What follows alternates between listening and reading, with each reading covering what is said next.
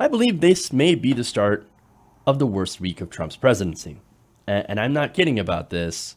This also could be the start of something even worse happening to the president. Uh, what do I mean?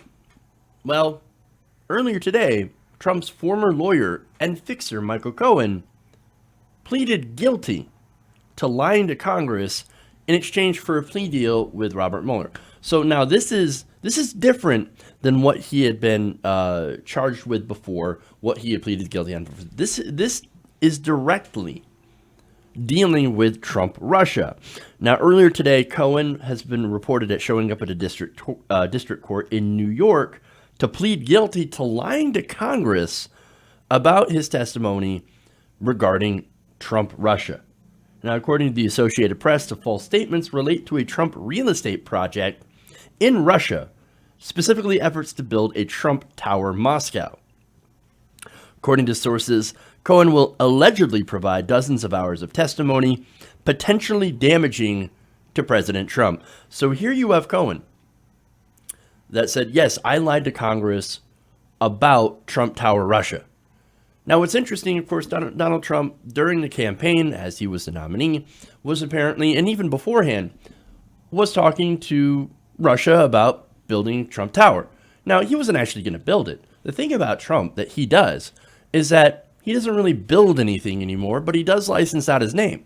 Now, if he was building the building, well, then that would carry some significant risk. He would have to put money into it and all that stuff, right? And so it could possibly work out to his advantage, or it might not. It could tank and fail, and then he would be out a lot of money. But if you license your name, all you're doing is just saying, okay, you give me money, and I let you put my name on your building. And that's probably what the deal was.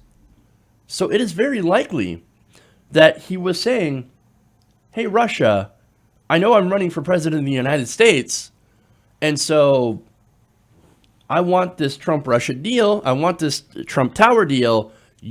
I license you my name. You give me lots of money. Well, that is deeply inappropriate for a president to be doing. And so, Now, let me go back to Cohen here. Now, again, this is significant because this is the first charge against Cohen that's related to Russia, right? The Russia investigation. So, very, very important, monumental, okay? Now, Cohen had already pleaded guilty to tax fraud, bank fraud, and campaign finance charges as part of an investigation run by the U.S. Attorney's Office for the Southern District of New York. Now, since it was in the Southern District of New York, Cohen couldn't be, he basically couldn't be pardoned by the president because it is a state crime. Now he's cooperating with Mueller. Well, there could have been a presidential pardon involved, but I think he pretty much threw that away by saying, no, I'm going to testify that I lied to Congress on behalf of Donald Trump. So now, according to CNN, they're reporting, they said that in the plea deal, Cohen will admit falsely telling Congress that talks about a potential deal to build Trump Tower in Moscow had concluded in early of 2016, when in fact he continued to discuss it in August of 2017 while Trump was president. So, possible financial ties to Russia, here we go. Now, in the fall of 2015, Cohen, then Donald Trump's lawyer and a Trump Organization executive, was exploring the possibility of building a Trump Tower in Moscow. He did so with the help of longtime business associate, Russian-born developer Felix Sater. Now, Felix Sater, in emails back and forth, and this is very important, he said, quote, I will get Putin on this program, and we will get Donald elected. So, basically, he's saying that Sater reached out to Putin's people and then talked to Cohen, tried to arrange a meeting between Cohen and a Russian Putin representative. This is the government of Russia that now the candidate, then candidate Trump, is trying to put a deal with that would enrich him and put money in Donald Trump's pockets. Now, what do we know about putting money in people's pockets and doing what he calls legitimate, because it's a legitimate business. I got to look out for my businesses, right? So on the one hand, he's trying to enrich himself, right? And on the other hand, taking money from the Russians, look, if they give you, and again, this Trump Tower deal, right? It basically is just incredibly helpful to Donald Trump. It's almost like a gift. Oh no, we want to build a building and we want to put your name on it. And then we want to give you millions and millions of dollars, tens of millions of dollars. Well, that's a win-win for Donald Trump. He's like, yes, of course. But the problem is, he's going to be president of the United States. He's already been the nominee. And they continued the negotiations past when he was president. So now what happens when you give somebody money? Well, the Russians weren't just feeling generous. What do you think? No, they wanted to get something in return. Invest in the U.S. president. Get something in return. Now, what is something that the Russian government would want in return from Donald Trump, the president of the United States? Oh, right. The Magnitsky Act. It all boils down to the Magnitsky Act.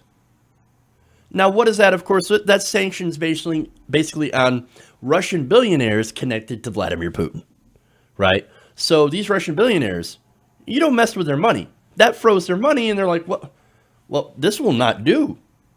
Obviously, I got to have access to my money, so we need to do something about this.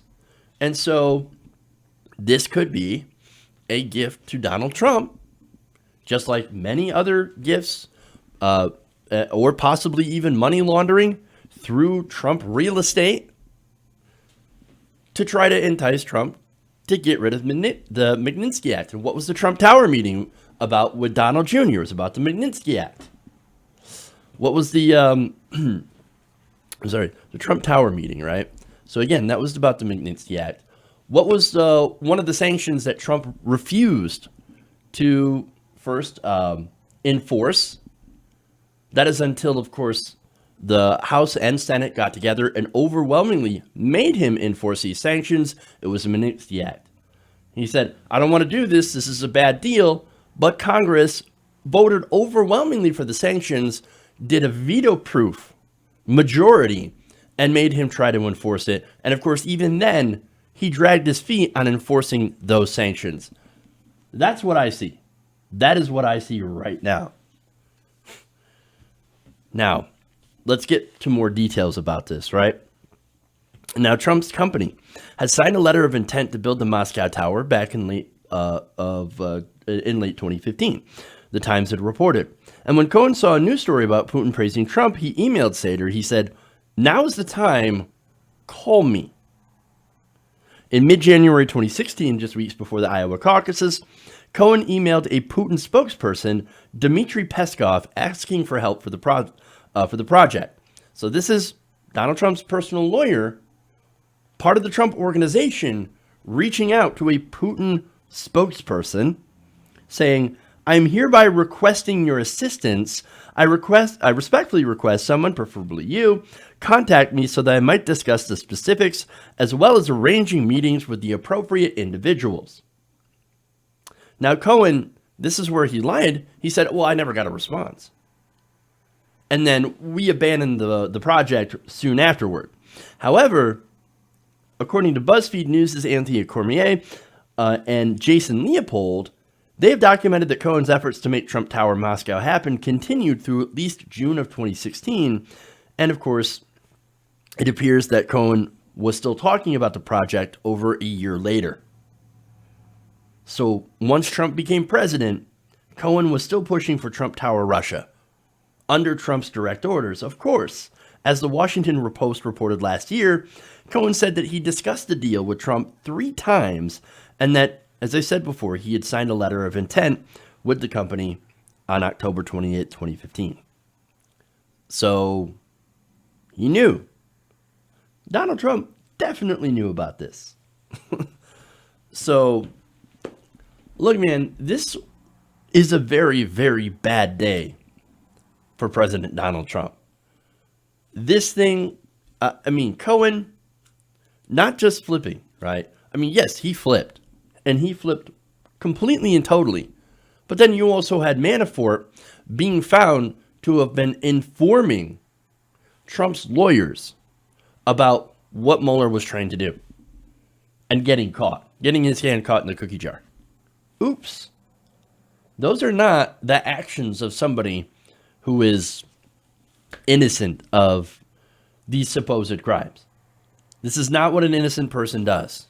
So, like I said, this is a very, very bad day for President Trump, and it's probably going to end up getting worse. Hey guys, hopefully you enjoyed that free video.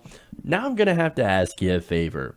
Between the demonetization and the YouTube algorithm messing around with view counts, etc., we're having a hard time adjusting to the new YouTube reality, which is where you guys come in. See, we have a Patreon, patreon.com/TYTNation, set up to help us rely on you guys, the viewers, instead of big corporate ads. Look, you know the show. You know how I'm not in favor of big corporations anyway. So help us transition away from relying on the ad model to pay the bills and sign up to be a patron, patreon.com/TYTNation. That goes a long way to help us keep the lights on. And you guys will know that you're supporting independent progressive media.